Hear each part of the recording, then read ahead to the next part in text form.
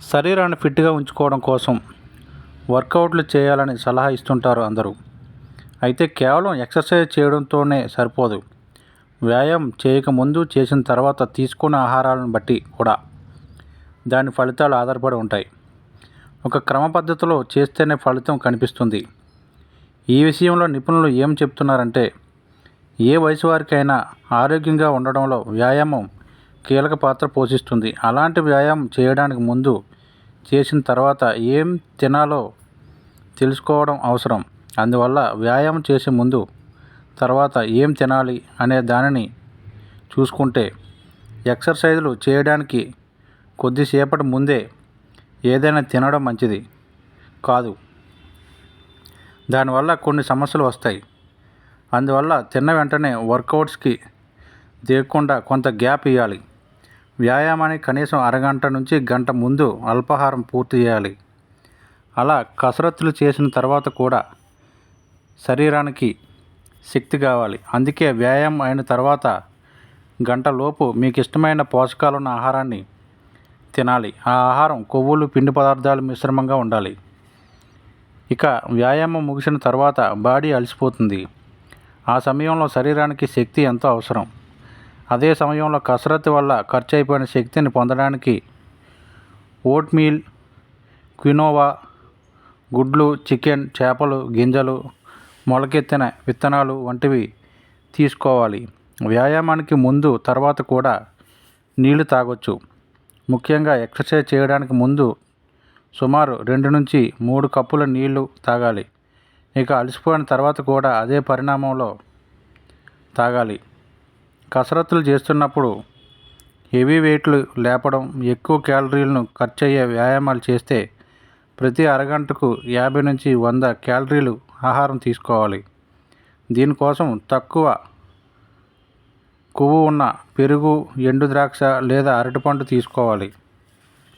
పసుపులో ఎన్నో పోషకాలు, మరెన్నో ఆరోగ్య ప్రయోజనాలు ఉన్నాయి. ఈ మధ్యకాలంలో మారిన పరిస్థితుల కారణంగా పసుపు వాడకం చాలా ఎక్కువైంది. ముఖ్యంగా పచ్చి పసుపును విరివిగా వాడుతున్నారు. అయితే ఎలా పడితే అలా కాకుండా పద్ధతి ప్రకారం పచ్చి పసుపును వాడడం వల్ల అధిక ప్రయోజనాలు ఉన్నాయని పోషకాహార నిపుణులు చెబుతున్నారు. పసుపును కొన్ని ఆయుర్వేద ఔషధాల్లో చాలా కాలంగా ఉపయోగిస్తున్నారు. వంటల్లో కూడా ఉపయోగిస్తారు. గ్లాసుడు వేడిపాలలో చిటికెడు పసుపు కలుపుకొని తాగడం వల్ల ఒళ్ళు నొప్పుల నుంచి ఉపశమనం కలుగుతుంది.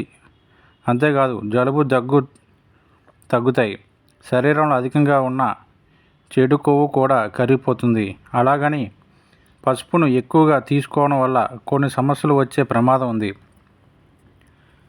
పచ్చి పసుపుతో ఆయుర్వేదిక్ టీలు, స్పూన్లు, సూపులు, స్మూతీస్ వంటివి తయారు చేసుకోవచ్చు.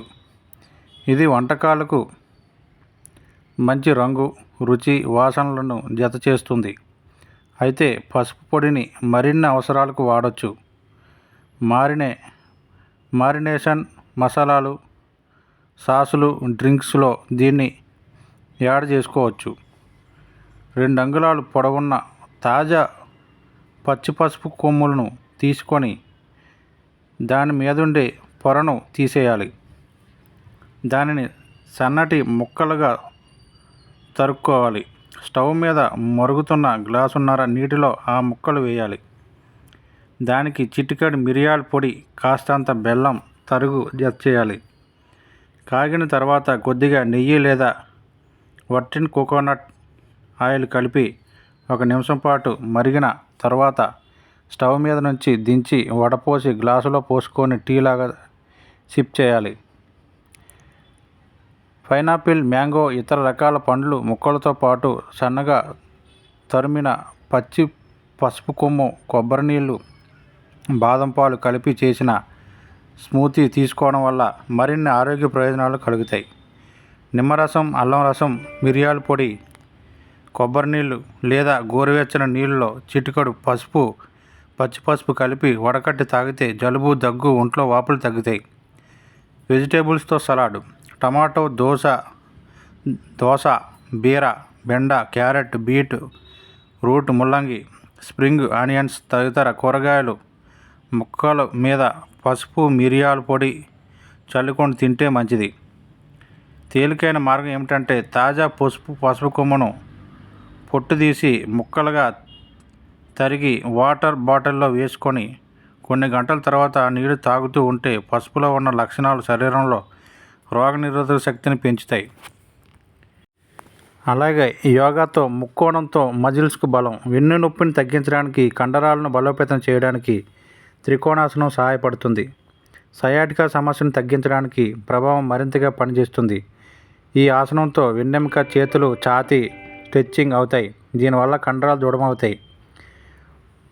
త్రికోణాసనం చేయాలంటే ముందు పాదాలను దూరంగా పెట్టి నిటారుగా నిల్చోవాలి. తర్వాత చేతులను రెండు వైపులకు చాచాలి. దీర్ఘ శ్వాస తీసుకోవాలి. నెమ్మదిగా శ్వాస వదులుతూ తుంటి నుంచి శరీరాన్ని కుడివైపుకు వంచాలి. ఇలా ఉంచినప్పుడు కూడా నడుము నిటారుగానే ఉండాలి. ఎడమ చేతిని పైకెత్తి కుడి చేతిని కింది పాదానికి తాకించాలి. చేతులు రెండు ఒకే వరుసలో ఉండేలా చూసుకోవాలి. తల కుడివైపునకు తిప్పి ఎడమ చేతిని చూడాలి. తర్వాత శ్వాస తీసుకుంటూ యథాస్థితికి రావాలి.